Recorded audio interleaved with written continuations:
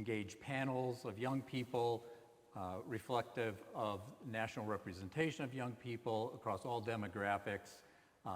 And specifically, we are focused on young people between the ages of 13 and 25 years old. That is our scope. So all of the data that we're looking at tonight will fall within that range. We are an applied sociological research institute. That means whereas we find theory interesting, ultimately the research that we conduct is intended to be actionable.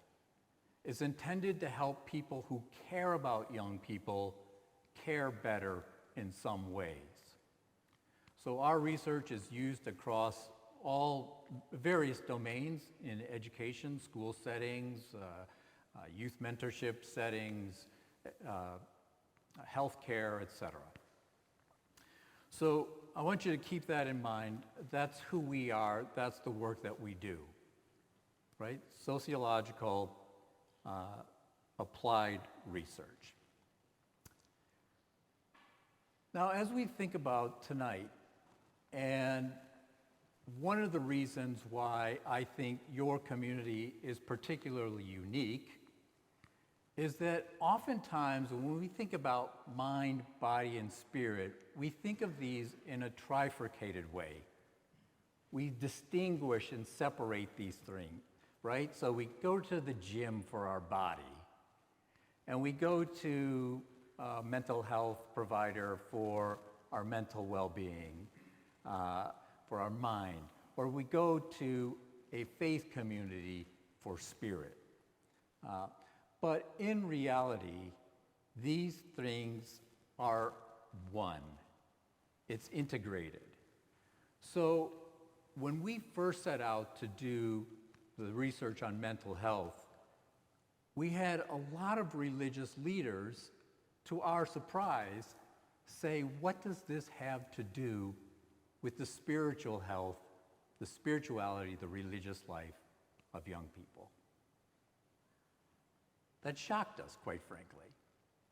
But this goes to the point of how we do this kind of trifurcation. We separate these things when in reality, they're inseparable.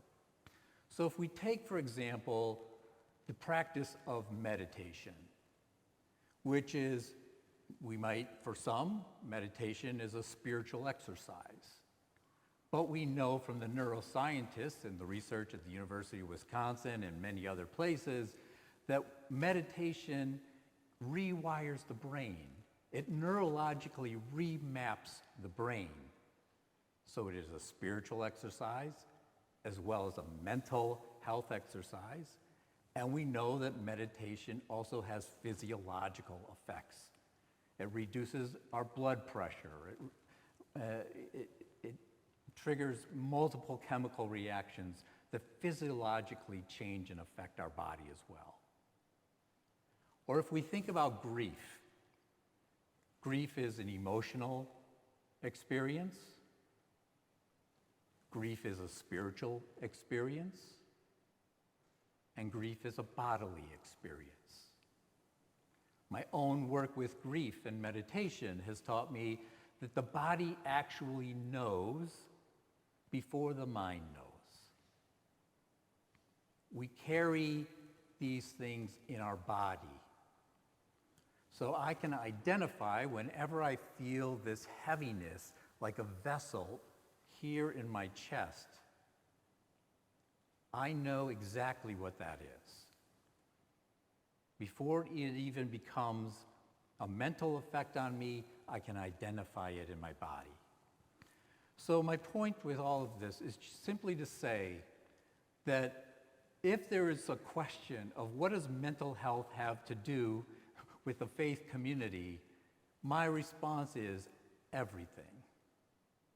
Because these elements of our life, these domains of our life, are not separate.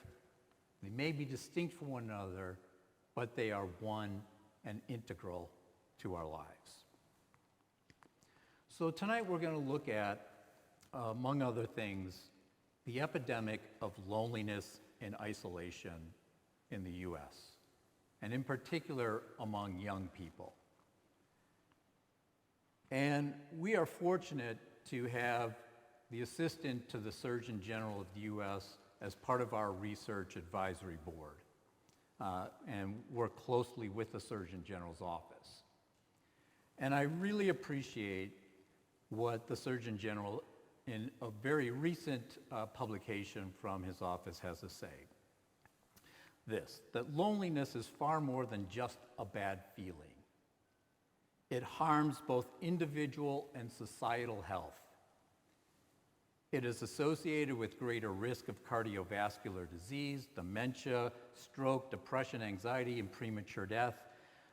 The mortality impact of being socially disconnected is similar to that caused by smoking 15 cigarettes a day, and even greater than that associated with obesity and physical activity. And the harmful consequences of a society that lacks social connection can be felt in our schools, our workplaces, civic organizations, and so on. So this integration of mind, body, spirit, they're inseparable. They're inseparable. So what I'd like to do in our time together is give you a snapshot of the well-being and identity of Gen Z. We're going to do a quick profile of Gen Z, the demographic of this generation, a bit of a look at their religious and spiritual lives, and then a little bit more exploration around this epidemic of loneliness. When we talk about Gen Z, we're talking about young people who were born between 1997 and 2012, or young people who are 11 to 26 years of age currently.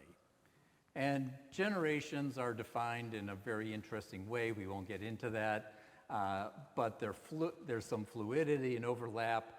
So actually 11-year-olds, some would say, social scientists would say, they're the front edge of the next generation, which is being referred to as Gen Alpha. But that's for the geeks to argue about. It doesn't matter. The fact is that we're here talking tonight about young people between 11 and 26 years of age. And that is the direct range of our research itself. So the first thing is to recognize that Gen Z is the most diverse generation in modern US history. And when we look over the last 10 years by race, we see that the white population, under 18 years of age, white population is declining, and the BIPOC, or Black, Indigenous, people of color population is increasing. So more young people in Gen Z, increasingly people of color, and fewer white. If we take a little wider out view, 20-year picture from 1990 to 2020, we see a similar pattern. So the coloring of this generation. So racially, this generation is highly diverse. They're also highly educated. So this is a generation who has higher education than any previous generation. Among Gen Zs who are of college years, 57% of them are enrolled in college, and 44% of their parents have a bachelor's degree or higher. So racially diverse, highly educated. We also see that Gen Z lives by high clarity around their values. So this is a generation that is clear around things that they hold to be of value to them. It's not a valueless generation. But what we see is a tremendous values gap. So specifically, when we look at Gen Z relative to religious institutions, their perception of religious institutions, we see these huge gaps. The top bar there, the light green, is what Gen Z cares about, the degree to which they hold that issue as a value. And the dark green bar below is the degree to which they believe their religious institutions, and again, keep in mind that our data is reflective of young people nationally. This isn't just Catholic data. This young people of all or no religious affiliation at all. The degree to which they perceive religious institutions care about these things. Now, in 2016, we did a special project on the disaffiliation of young Catholics in America. And we looked specifically at why young people who once identified as being Catholic are no longer Catholic. And the number one reason that was identified in that research was around LGBTQA rights. For Gen Z, largely, and this is a generalization, this isn't true of all in the population, but largely, for Gen Z, LGBTQ rights is a non-starter. That is, a community that is not welcoming and accepting of that value for them is simply a community that they won't associate with or affiliate with. So we see these huge values gaps. The things that are very important to this generation, they perceive as far less important by the religious institutions that they are aware of. So it's a generation where authenticity is among the highest values that they hold. Authenticity. And if you look at the upper right-hand corner, nearly 40% of young people say they will only join an organization if it values inclusion among its highest priorities. So this is a little bit of a sense of who this generation is. Again, I'm giving a very broad snapshot. I want to look at the religious and spiritual expression of Gen Z, because this is where I think the quote that Dobie attributed to me at the start, which I don't remember saying, but I think it sounds right, is one of those assumptions that where things get really clarified, but also muddy at the same time. So there's so much talk about the disaffiliation of young people from religious institutions, right? I mean, you look around your own parish community, I suspect you are not dissimilar from the national norms on this. Fewer and fewer young people fill your pews on any given Sunday, I suspect. And so we make the assumption that because young people are not engaged with traditional religious institutions, that they are uninterested in religious and spiritual matters. But what we see repeatedly, year over year, since we've been tracking this starting in 1999, is that 71% of young people say they are religious. And 78% of young people say they are spiritual. Interesting. Well, let me muddy the waters for you a little bit. Yet fewer young people identify with a religious tradition. I'm religious, yes. I'm spiritual, yes. But fewer and fewer identify with a religious tradition. So if you look at just Christian, nothing in particular, agnostic and atheist, 39% of young people in the US would identify this way. And yet, at the same time, they would say, I'm religious and I'm spiritual. I'll further complicate it for you. Identifying with a particular religion does not equal engagement with that tradition. So 60% of young people would say that they are not a member of a religious institution. So I might say I'm Catholic, but I'm not a member. But the thing that I want you to see on this slide here is what I have the red arrow pointing to, and that's 20%, 26%. 26% of young people in the US today have never been connected to a religious or spiritual community. This is, I don't have the trend data for you here, but if we looked at this trend over the last even 10 years, this is a huge increase. So increasingly, more and more young people will have never been associated with a religious or spiritual tradition to begin with.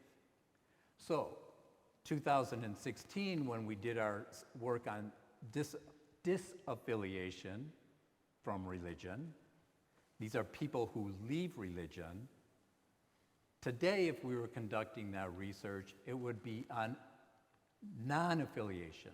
So increasingly, and what we anticipate we will see in the US is an increasing movement in this direction, where future generations will increasingly have never been connected to a religious tradition in the first place. Or in other words, if you want to go and study religion in Australia or religion in Europe, you'll see what our future likely holds in this regard.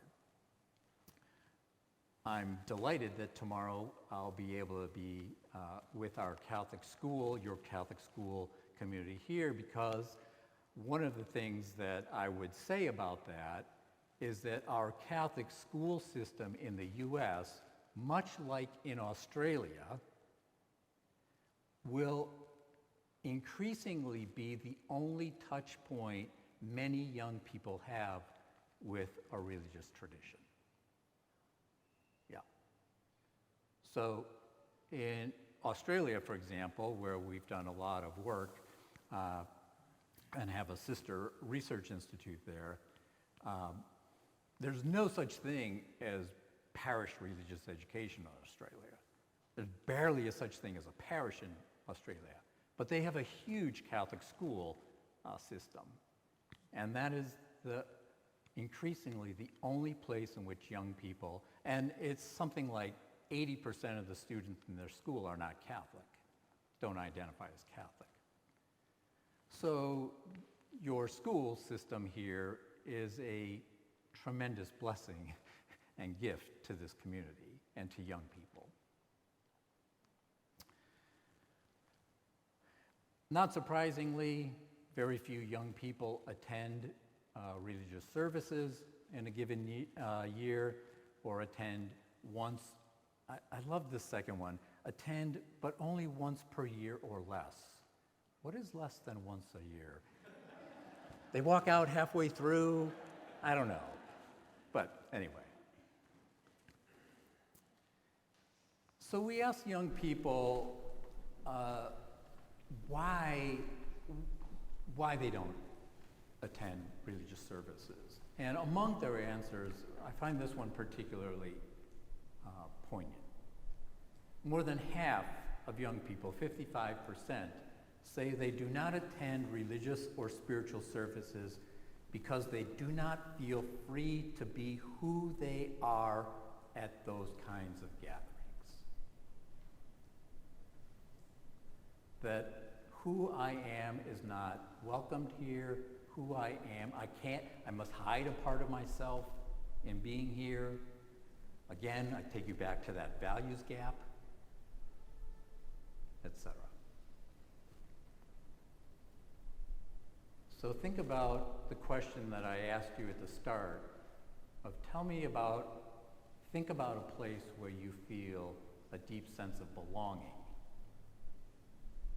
55% of young people who don't attend religious services say they don't do so because I don't feel as if I belong here.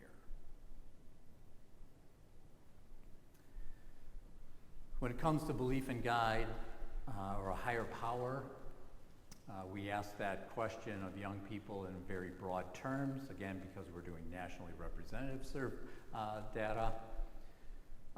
49% say they believe in God or a higher power or believe more than they doubt, which means 51% of young people wrestle with that question or doubt. This is not, surprisingly, all that different than the generations sitting in this room and their parents' generation. Gallup has some really staggering data on this point that shows that even among Catholics, I can't remember the statistics, so I'm not going to attempt to say it. I'll look it up and let Dobie know. But that we see these really interesting phenomena. I identify as Catholic. I attend Catholic Mass, and yet I might not even believe in God. Or not sure if I believe in God. I mean, it's just really, the shifts that are at play here socially as a society are quite interesting, and not sure what all to make of all of it, actually. Because at times it feels very convoluted and like, what? Huh? What? How do you piece all this together? So when we talk to young people about the extent to which they feel connected to these things, a higher power, humanity, and the natural environment, we see that their greatest sense of connection is to the natural environment. I've always joked that if you started a new religious community that was in nature and people could bring their dogs, you'd probably have the largest religious community. Oh, throw in some yoga and some meditation and a wine club. Not for this generation, for us. You probably have the largest community. We hear over and over young people say to us, we ask them, where do you feel the greatest sense of belonging?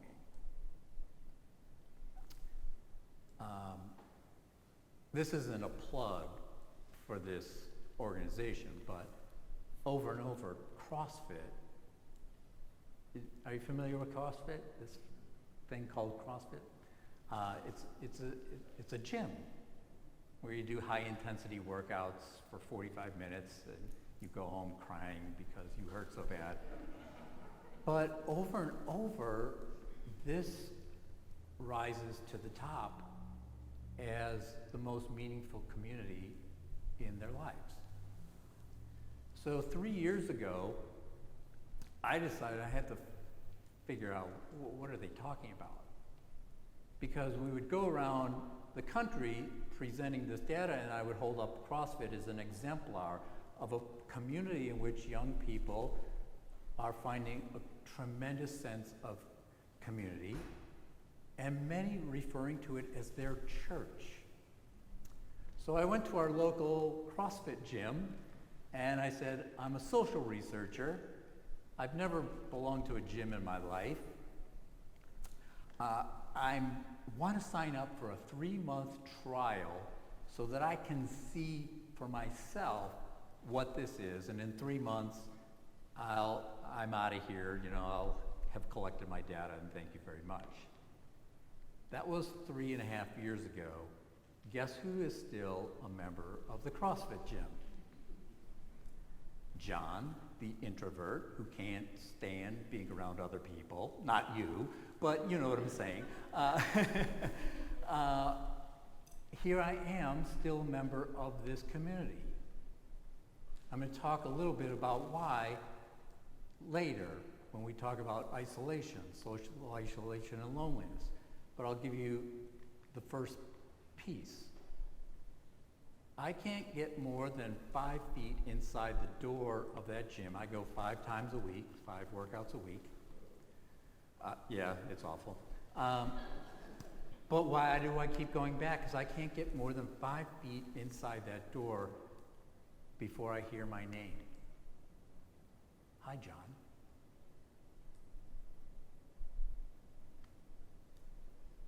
What? Somebody sees me? Well, hi. I'm coming back tomorrow so I can hear my name, right? So what we see with young people with respect to their religious identity and so on is this. And tonight's presentation isn't the main topic, but I wanted to give you a sense of this, that increasingly what we see is the locus of religious identity has moved from, for many of us in this room, our generation, my generation, I'm 63 years old, it would have never occurred to me that my religious identity could be anything outside the confines of this space. I was born and raised Catholic. I was Catholic, that's what I am. I remember as a junior in high school going to my mom saying, I'm not sure I want to be Catholic. You can imagine how that went over, you know. But my mother, God bless her, said, well, what do you think you want to be? Go explore. And so she let me go to the Lutheran church and the Baha'i temple and things like this until I came back and go, I don't know, I guess being Catholic's not so bad. I'll stick with it. But the locus of our religious identity was in a singular institutional identity. Today, young people welcome to the free world, in particular capitalist societies, we see this across the free world, especially capitalist societies, is individualism. And what individualism has led to is that we can now construct our own identity. And with respect to religious and spiritual identity, that's what we see happening. Young people say, I'm religious, I'm spiritual, I'm not associated with a tradition or any one particular tradition. Instead, younger generations are constructing their religious and spiritual identity from a multitude of things and pieces. They're constructing it and piecing it together. And we happen to live in a society where that is tolerable. Not only tolerable, but building and constructing ourselves in this world is part of our social fabric. So this is what we see. But let me flip to the main topic of our night. And that is this. That Gen Z, and feel free to take pictures of these slides. I meant to say that as I was going along. You can take pictures of any of these slides. Father Bob mentioned this, that Gen Z is in the middle of the biggest mental health crisis we've seen among any generation, and specifically what I'm going to focus on with our data tonight is the epidemic of loneliness. Here's the definition of loneliness that we use as social researchers. It is that persistent state of being in which a person feels isolated, unsupported, and without close friends. Loneliness. Absorb this for a moment. 61% of young people agree that the adults in my life don't truly know how much I am struggling with my mental health.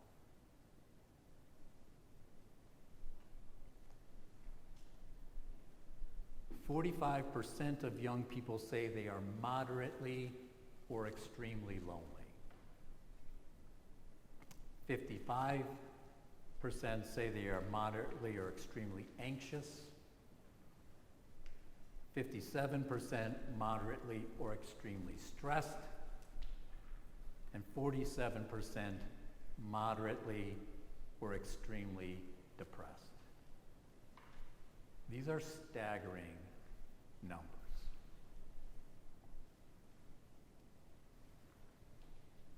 Megan says this: nobody cares. Nobody is really listening. Now we know that's not true, simply by the fact that you are in this room tonight. There are people who care deeply. But Megan's perception is the opposite. How do we change that? This, I think, of all of our research data slides, is one of the most important pieces of data we have. I'll just let you absorb this for a second. We're looking at the relationship between the number of trusted adults in a young person's life and their reported rates of loneliness, feeling understood, feeling left out, and feeling stressed. Statistically, the differences here are enormous. This was a data point that we did not expect to find in our research, but when it came to the fore, we knew it was something very critical to understand. That as we increase the number of trusted adults in a young person's life increases, their rates of loneliness, isolation, anxiety, and depression exponentially decrease. And I don't have the slide with me, but it's something around 1/3 of young people say they have no trusted adult in their life. That's their perception. And their perception is their reality. 1/3 of young people would say, perceive they have no trusted adults in their life. So at the beginning, when I asked you to think about who are the people you could turn to in your time of greatest need,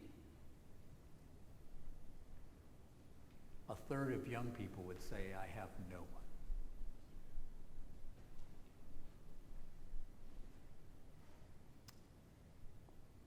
This is Alex, 22. The reason I stayed at my church is because of my mentor. She's very hospitable, very loving, very forgiving, non-judgmental. In other words, I stay because I feel like I belong. I stay because somebody sees me. I stay because somebody accepts me for who I am. I don't need to hide who I am. I don't need to hide my identity in this place.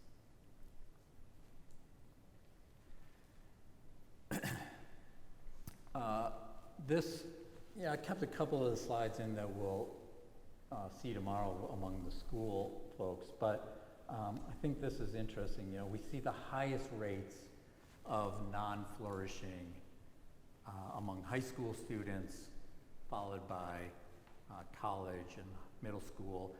These aren't hugely different rates, but certainly at high school levels is where we're seeing some peaks of young people reporting a sense of non-flourishing.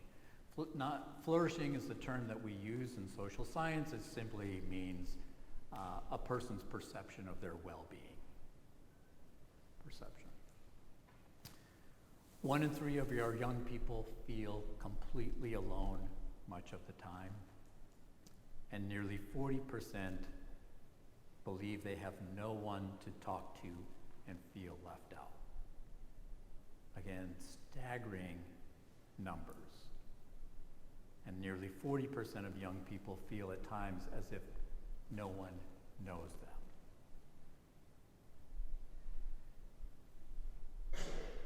Specifically, when we ask young people about their sense of belonging at school, we see this. 36% of young people report that they feel lonely at school often or most of the time. 36%.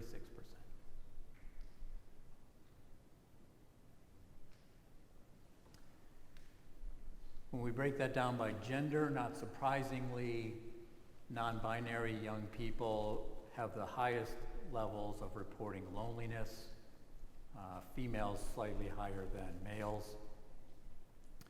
By race, white young people report the highest levels of belonging, and young people of color report lower rates. Black young people reporting the lowest rates of belonging in school. And then when we look at young people in terms of those who attend a religiously affiliated school and those who attend a non-religious affiliated, we see a substantial difference that young people attending a religiously affiliated school report much higher rates of belonging than those in non-religious affiliated.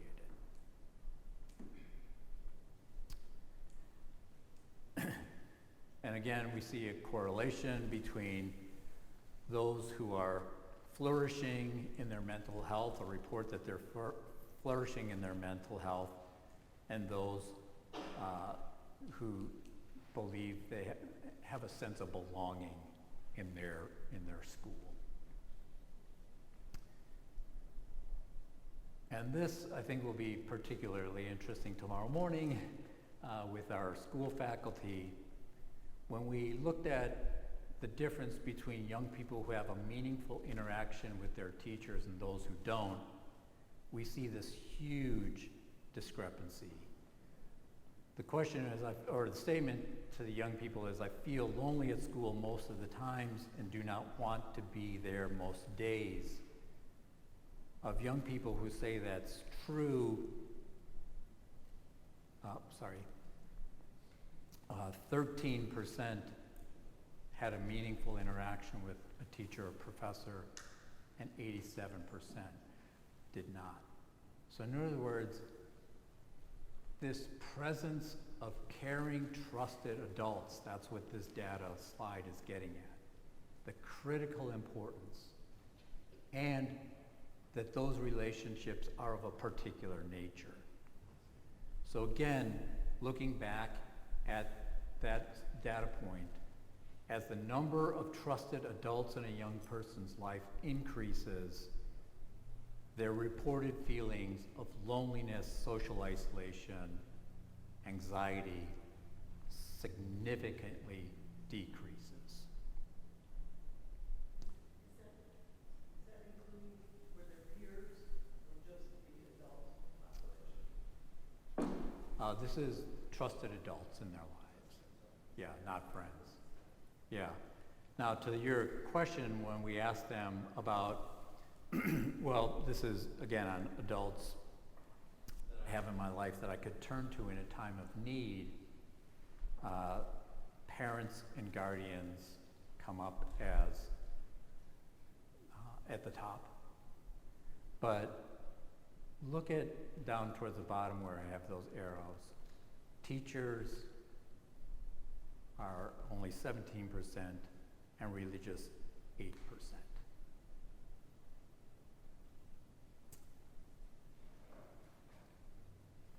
I'm trying to stay in my social science scientist lane right now, but as a pastoral theologian as well, I would say that for a faith community to see this data point is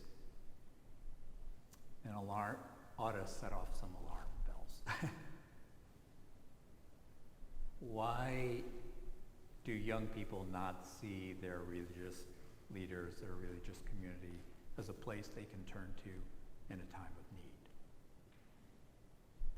need? And I think the things that you are doing here in this parish have the potential to turn this tide.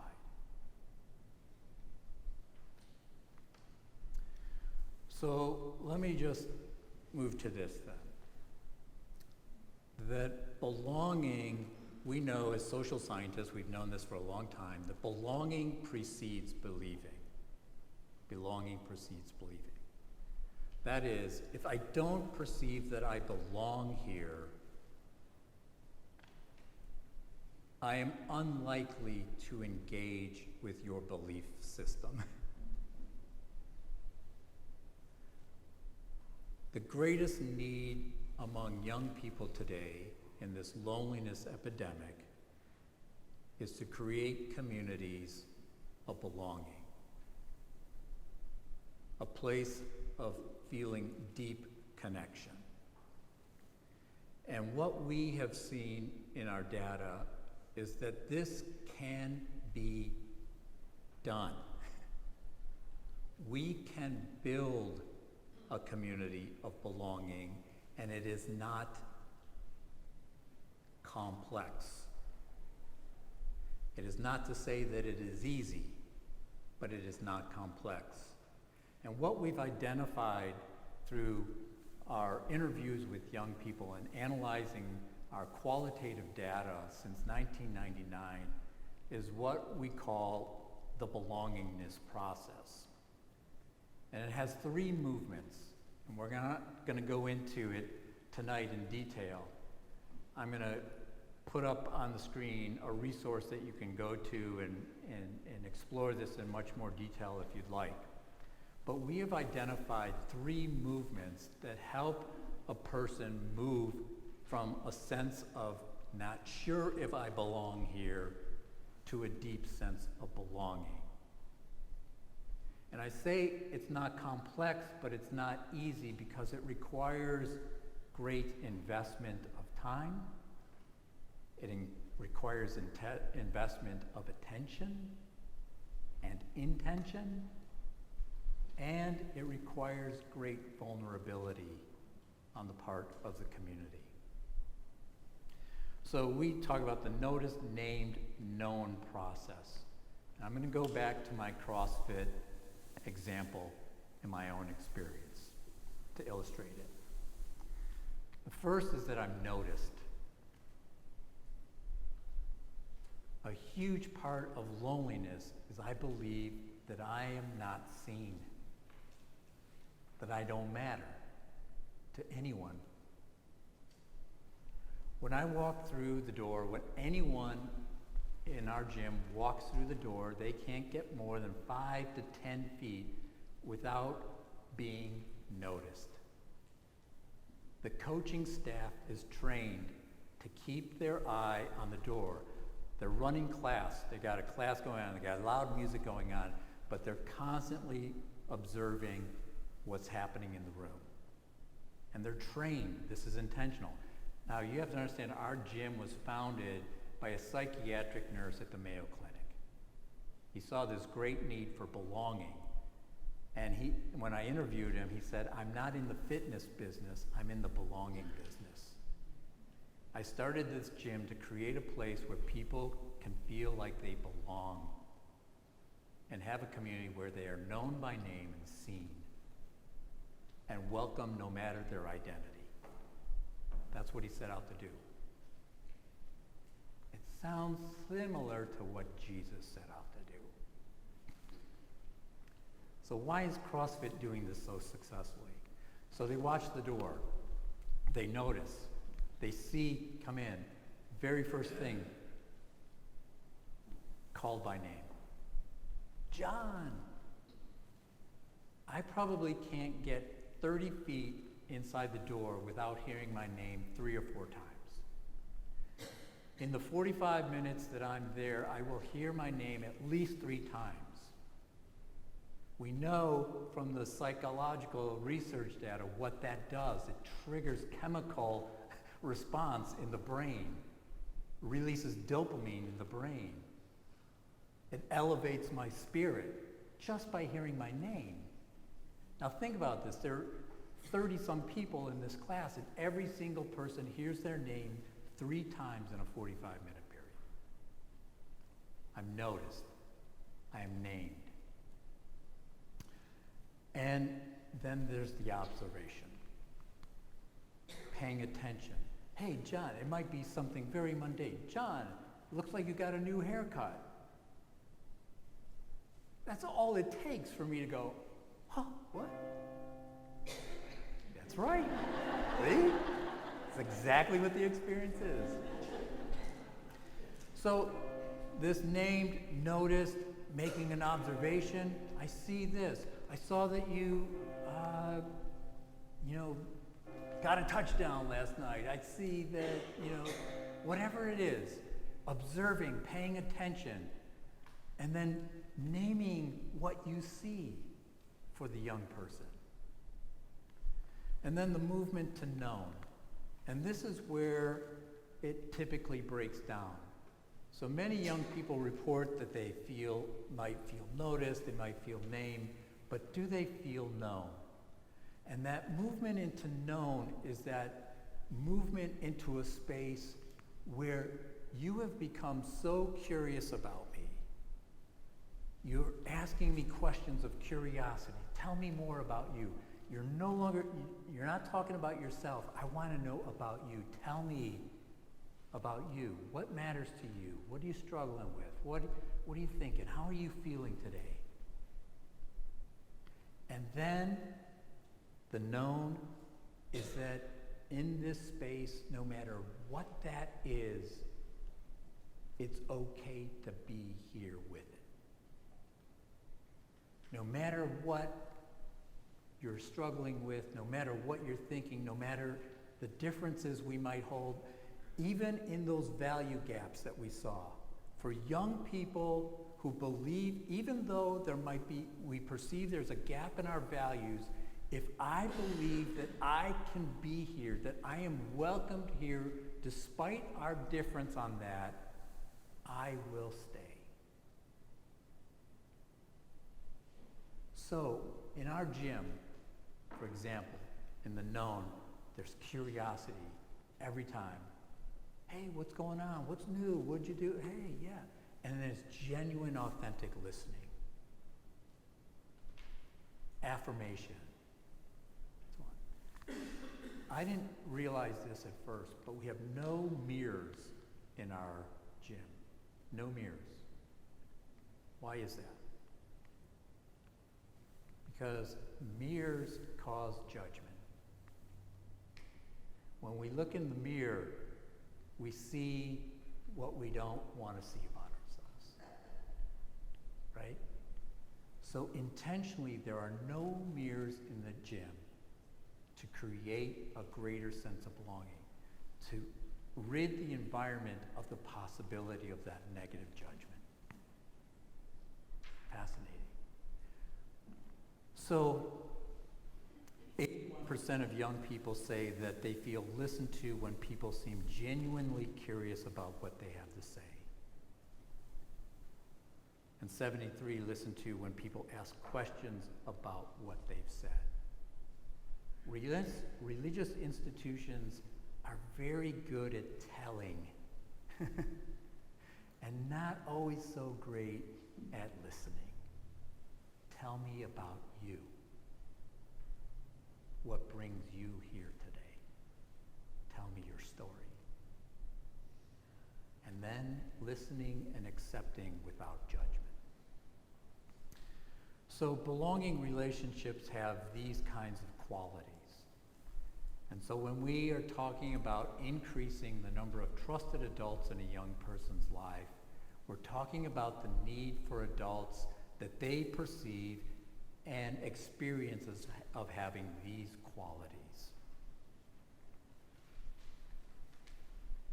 This is a Surgeon General again. He said, each of us can start now in our own lives by strengthening our connections and relationships. Our individual relationships are an untapped resource, a source of healing, hiding in plain sight.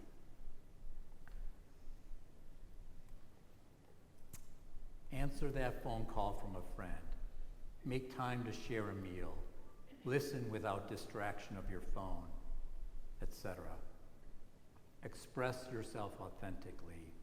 The keys to human connection are simple but extraordinarily powerful. And I would say the same is true with respect to the loneliness epidemic among young people. I particularly love this quote from Rabbi Jonathan Sachs. And he says this: "The community is that place where I am known by name and missed when I am gone." Think about the young people in your community. Do you know them by name? Would they feel as if they were missed when they are gone? 5 actions that we can take to positively impact the lives of Gen Z. First is to intentionally focus on building and deepening belonging. Belonging is the antidote to the loneliness epidemic.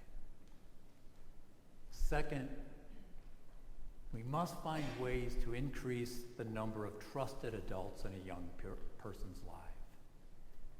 Trusted adults of the kinds of qualities that I pointed to in the previous slides, whether this through mentorship, programs, or other means. We often think, perhaps, that young people don't need or want adult relationships in their life, but this is the opposite of what is, in fact, true. Third, we need to create spaces where young people feel safe to explore and discover their yearnings and their curiosities. We need to create spaces where they can be their authentic selves without having to hide any part of their identity to be here in this space. Fourth, invest in the mental health of young people as a pastoral framework. Continue to invest in that mental health work here. There is no greater and more important work for young people today than what you have started here already. And we didn't go into this in data, but among BIPOC young people of color, which increasingly the U.S. population will be BIPOC, which is Black, Indigenous People of Color. That's what that stands for. We have a whole report on navigating injustice and the relationship between racial and ethnic identity and mental health. It's a very important study, but young people of color do not leave their race and ethnicity at the door, and it is a huge dimension of whether or not they feel welcomed in a particular space. So let me conclude. If you want to scan this QR code, it'll take you to a number of our research reports that break all of this data open in much greater detail. This is the report on belonging, which goes into the belongingness process in great detail and very practical steps to do that. I'll let you snap a photo of that, or are you able to get that? And I can put it back on the slide at the end. That one's the same. And then this one here will take you to a page where you can sign up for Springtide's newsletter and be on our mailing list if that's something you'd like to get regular updates on our research. So with that, I thank you for this time this evening, for allowing us to share these data points with you. I thank you on behalf of our entire Springtide team and on behalf of Dr. Tricia Bruce, who is our new executive director, recently joining us as the head of Springtide. Again, I'll leave you with that quote from Jonathan Sachs. Community is that place where I am known by name and missed if I am gone. And I thank you for what you are doing here in this community to build that kind of community for young people. Thank you. Thank you.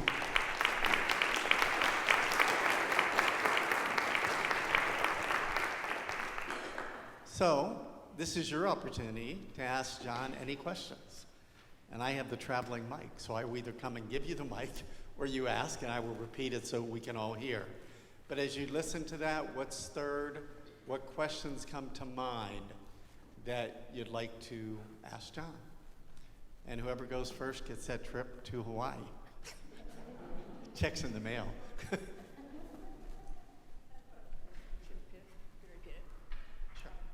In my generation, in my family, and in most of my friends, there were multiple children.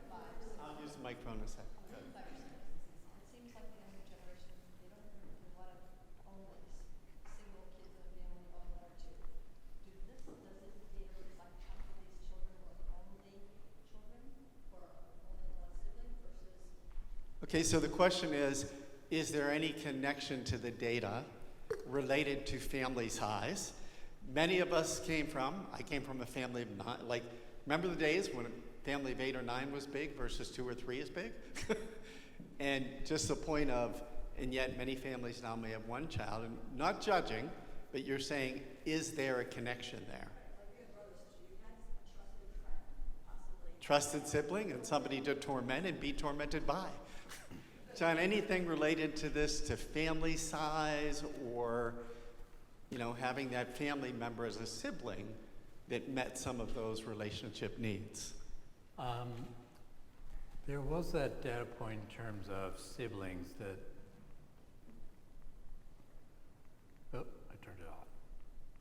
Let me see if I can get back to that. So siblings, in terms of adults I have in my life that I could turn to if I need, in a time of need, siblings were the third on that list, right? But we do not, as part of our demographic data, we don't collect data on family size, so I couldn't give you any correlations. I'd be curious because when you asked earlier, who's your trusted friend, immediately my sister came to mind. Sure. If I'm an only child, that's not a possibility. So I was curious. Right, and again, that would be so when you do sociological research, it always gives you new things to do more sociological research. But yes, great question, thank you. Somebody else, as you listen to this and kind of ponder it, what is coming to mind, please? They said Gen Z has college-educated parents, and most of them are college-educated. How much of their mindset is being influenced by what is being taught in college?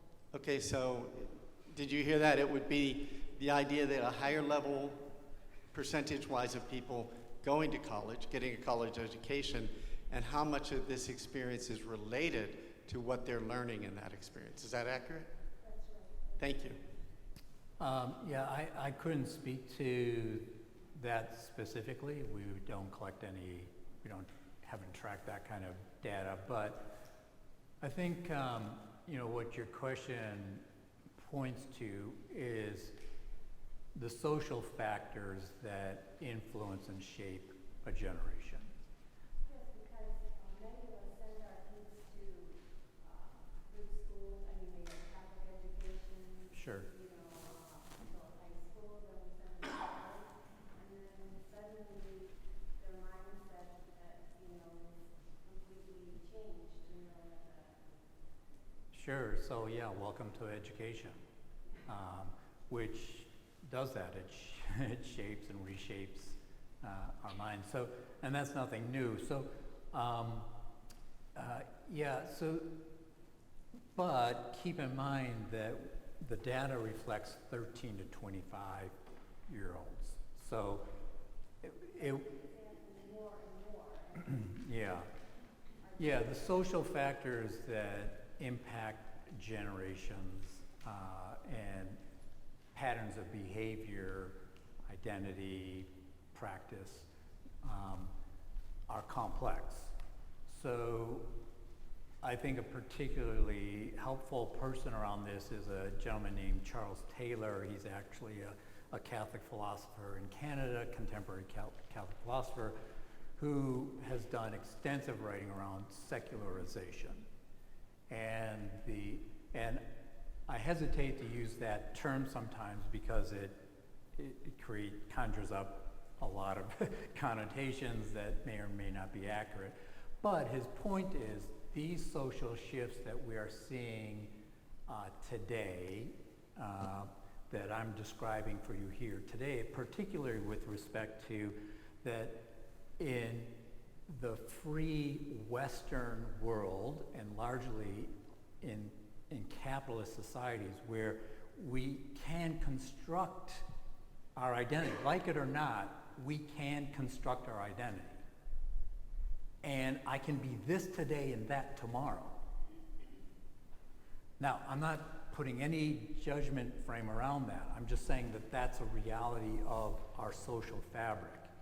But Charles Taylor, in his work on secularization, talks about how these social shifts that we're seeing dramatically play out in front of us today have been at work over the last 500 years. And education has a significant role in that. The advancement of science plays a significant role in that. So it's not that faith and science can't coexist, they do, and many scientists are also people of faith. It's not that, it's simply to say that modern science is demystifying the world. And that demystification plays a role then in the importance of religious institutions, traditional religions, which have been rooted in, and their fundamental sacred stories are rooted in mystery. So as these things that are mysterious are no longer mysterious and can be explained by science, it begins to reshape the social structure. So I think it becomes a very complex, they're multifaceted thing, but what we're seeing today, the mistake we want to avoid is to point to any one thing. So, for example, a real common one is, well, it's social media. If we didn't have social media, this wouldn't be happening. No, it still would be happening. It might be playing out a little differently, but so what we see is the shift that has been happening over 500 years, Taylor would say, education playing a role in that, and ironically, the Catholic Church has been one of the great advancers of education in the world. But it's complex and there's multiple social factors. Thank you, John. And I think one of the, if I could just add a small layer to that, is what good social scientists are careful about, and I hear you being careful, is we can point something out, but that to make the jump to say causation, it's happening because when there are how many factors, how many complexities, we wish, right? Don't we all yearn for that simple, clear answer? Good luck. And I don't mean to discourage you, but that's what's so hard about this. Did you have a question? The data on this Generation Z, do we also have the same data on the generation of the parents? Talking about the religious decline of that generation. Okay, so the question is related to how does the current data that John is presenting relate to Generation Z relate to similar data of earlier generations? Is that accurate? Yeah, so we collect data only 13 to 25-year-olds, so we stay in that lane. We don't collect data outside that. But I would point you to Gallup and Pew for the religious affiliation data of prior generations. But keep in mind that Gen Z is a generation being raised by a generation, their parents' generation was the first generation to en masse begin to disaffiliate from religious institutions in America. So it's not, we're not surprised at all by the trends that we're seeing, particularly that rapid rise in just one generation of young people who have never been affiliated with a religious institution in the first place. Now, since I'm speaking to a faith community, I'll say this about that.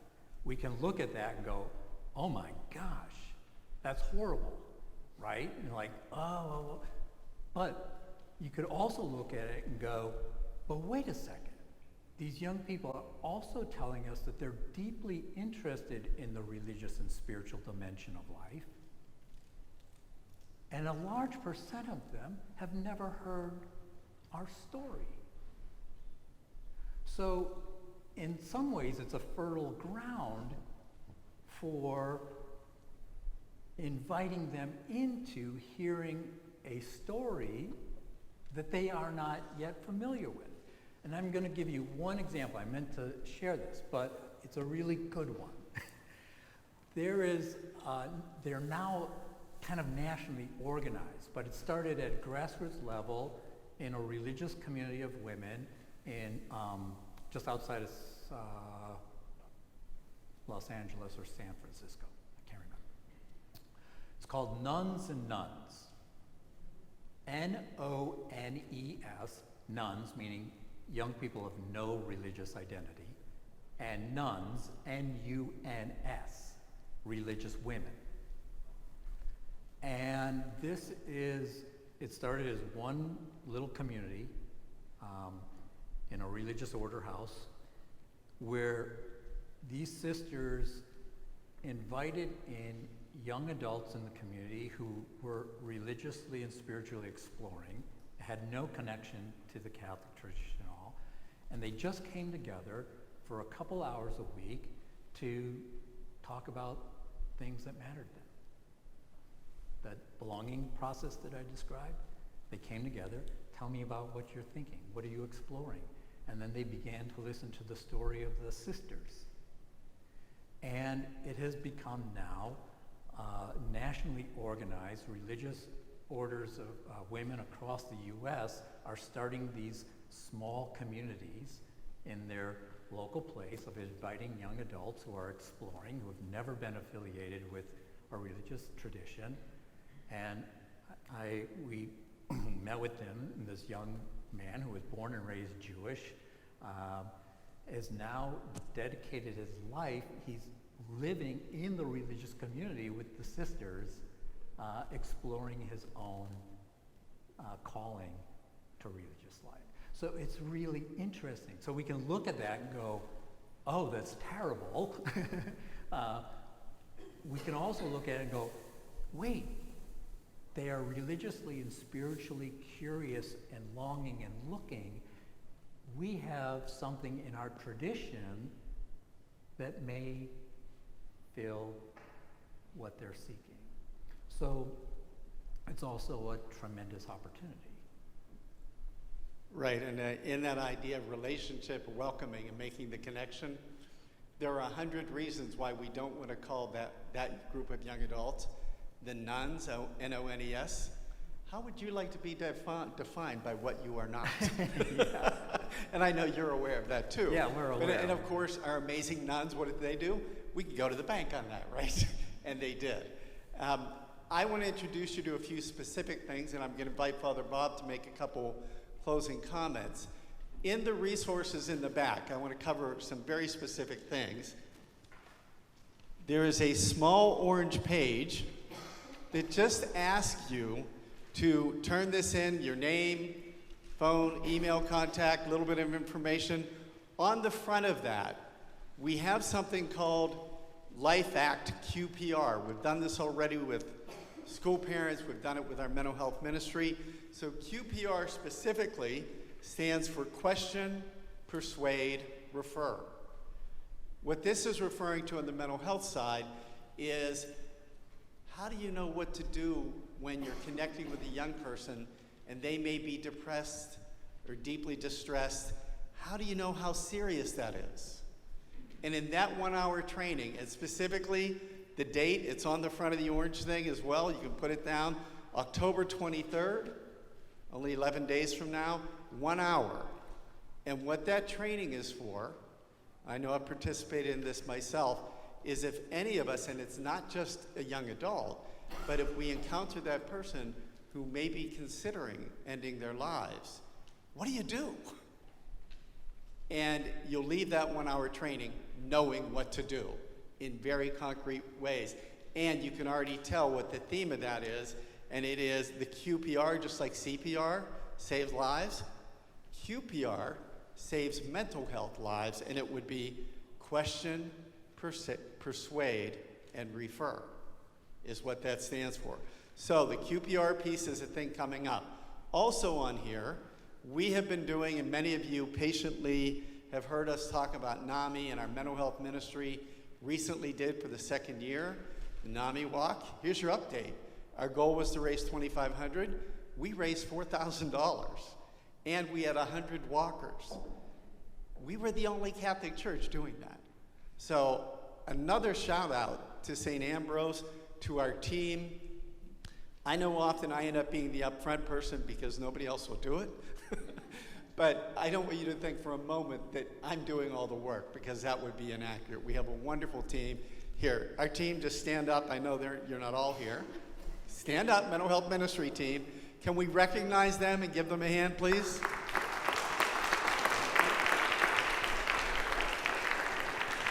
So, thank you.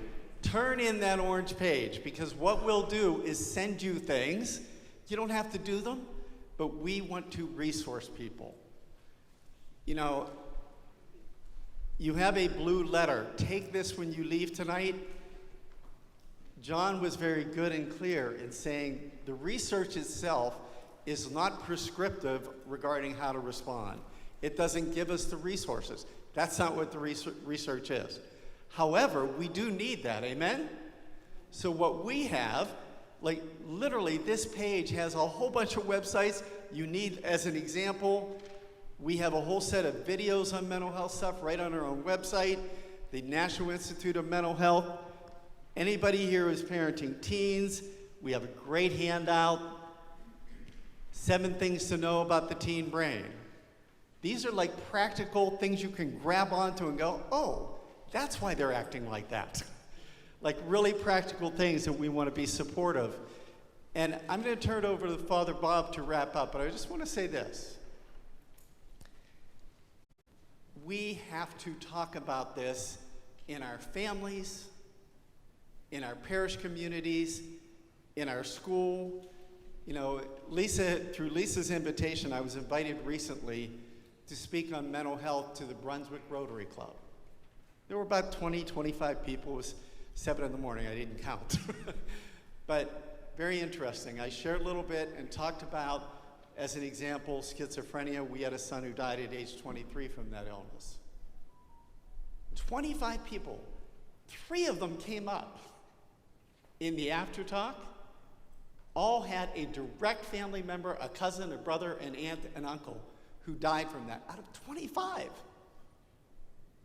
And one of them, it just really struck me. He said, even in his death, we said he died from blood pressure, high blood pressure, and other related causes, because we couldn't say that he had a mental illness. Fast forward a couple years ago, and some of you may have been at Mass, but among my many gratitudes for our pastor is I said, you know, I'm in my mid-60s. Ask yourself this. How many of you have heard a homily any time in your life on mental health or mental illness? 1.